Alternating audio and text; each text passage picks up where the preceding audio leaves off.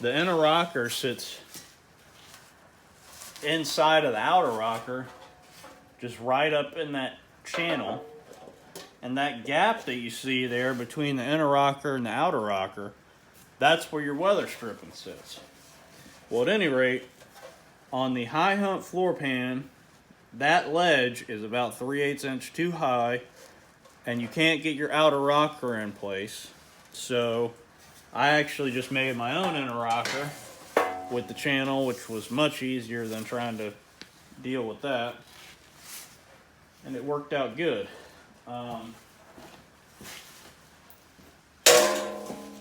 So anyway, if you're going to do a floor pan, make sure you brace the cab. I'll bring the camera over in a minute so you can see it better. But even this, if I had to do it over again, I would do more than what's here. So typically your pinch weld seam, which is where the rear of the cab comes down, and it's spot welded to the floor pan, that gets very thin. I mean, I'm going to have to replace mine after I get both cab corners in, but right now I'm using it to hold the floor in place. So once you drop your old floor, you may have to replace that bottom couple inches of that seam below the cab, which I'll show you. And a lot of the times the firewall comes down and makes a little lip that the floor pan actually sits in. When you put a new floor pan in, you actually have to angle it up and set it on that channel and then lift the back up into place. Something to keep in mind if you're going to do one of these, because you can't just set it straight down. You can't set the cab straight down on the pan unless you're going to cut part of that lip out. So you'll need a few people.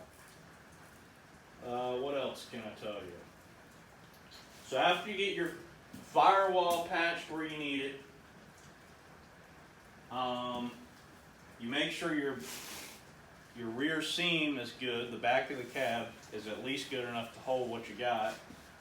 You can put your cab floor in, and then the kind of order of operations is your pillars, front and back, and don't ever burn anything in completely. You just want the bare minimum to hold it in place, because stuff's going to have to move around.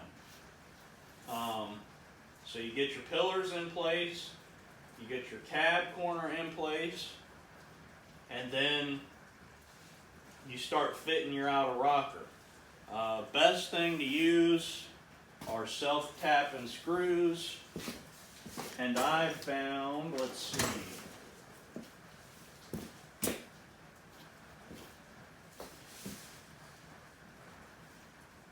they sell a bunch of different sizes of these. What I have found is you start with a smaller size, like an 1/8 inch self-tapper.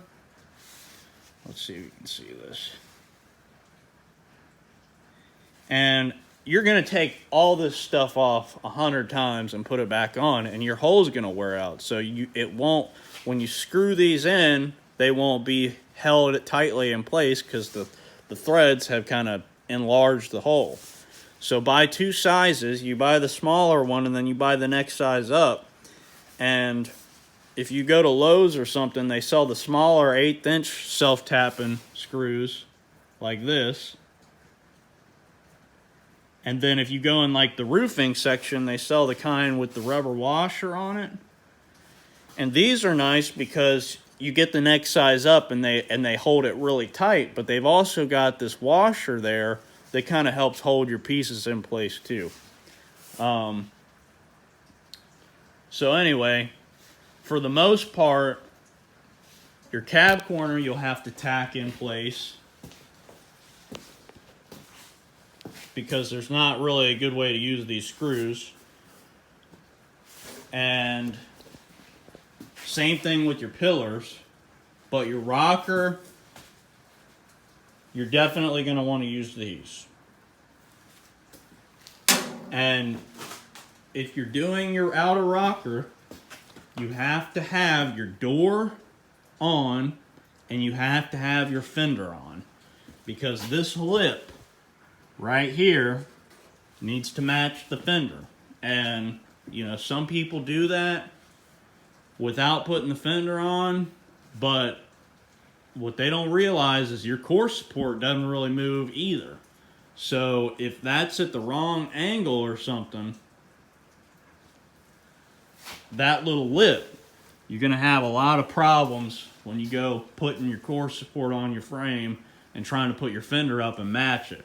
That's why if you look at 90% of trucks that have been restored, that line along the bottom does not match the fender, and it doesn't match the bed. There's always a little bit of difference, and the cause of that is they did the body work and the metal work without putting the fender on. So to do that, it's just 2 bolts and you're good. You don't need core support. Just don't move it around too much and it'll be fine. Again, make sure your door is on. All that stuff's going to come off a million times, so just be prepared. One big thing is take all the inside stuff out of your doors, your regulators, your glass, all that sort of thing, and they become much lighter. So if you're a pretty strong guy, you can do the door on and off by yourself. Get you a jack, put a piece of wood, lift it up, that sort of thing.